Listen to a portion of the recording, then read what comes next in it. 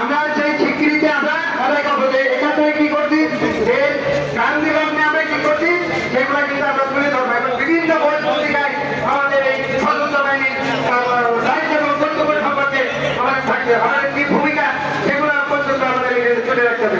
আসসালামু আলাইকুম ওয়া রাহমাতুল্লাহ। এখন বক্তব্য রাখছেন senior ward officer Harisuzzaman, junior commission officer foundation থেকে। বিসমিল্লাহির রহমানির রহিম। আসসালামু আলাইকুম ওয়া রাহমাতুল্লাহি ওয়া বারাকাতুহু।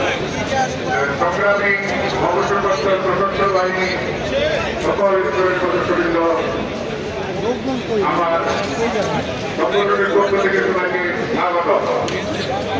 এখানে আমরা একত্রিত হয়েছি জাতীয় ঐক্য ও সংহতি পরিষদের বেলায়। এখানে আমাদের কোনো সংগঠন সাংগঠনিক কোনো ইয়ে না, এটা সবাই সব সংগঠনের পক্ষ থেকে আমরা এই রেলির আয়োজন করছি এবং এই রেলি যে সশস্ত্র বাহিনীর জনগণের সংগঠন আছে সবাই অংশগ্রহণ করেছে। এখানে আমরা বাংলাদেশের পক্ষে কথা বলবো। বাংলাদেশ আমরা কোনো দল বা গোষ্ঠীর পক্ষে না, আমরা বাংলাদেশের পক্ষে। বাংলাদেশ যেন বাংলাদেশের সার্বভৌমত্ব যেন ঠিক থাকে, বাংলাদেশের সার্বভৌমত্বের সঙ্গে আমরা কোনো আপোষ করবো না, এটাই আমাদের বক্তব্য। বাংলাদেশের সম্মান যেন বৃদ্ধি হয়, বৈদেশিক দিক যেন সব দিক দিয়ে যেন আমরা সুসংগত থাকতে পারি, এইটার জন্য আমরা চেষ্টা করব। সবাই আমরা বাংলাদেশের পক্ষে থাকবো, এটাই আমার কথা। এই কথার উপরে আমরা চলবো। আসসালামু আলাইকুম ওয়া রাহমাতুল্লাহি ওয়া বারাকাতুহু।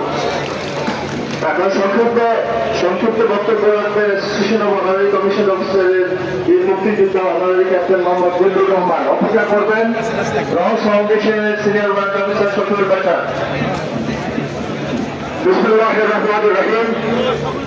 আমি honorary commission officer captain Zillur Rahman, সাধারণ সম্পাদক association of honorary commission officers and Vice President Defense Ex-Soldier Welfare Association।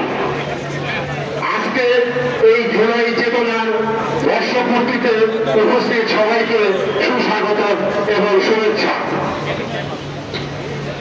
এখনই উপযুক্ত সময় দুর্নীতিমুক্ত নিরাপদ বাংলাদেশ গড়ার। আমরা যদি এখনই না পারি তাহলে হয়তো আর কোনোদিনই পারবো না। আমরা শতভাগ পরীক্ষিত দেশের সূর্য সন্তান। আমরা জীবন দেওয়ার জন্য প্রথমবার শপথ নিয়েছিলাম যখন আমরা এই সশস্ত্র বাহিনীতে ভর্তি হই।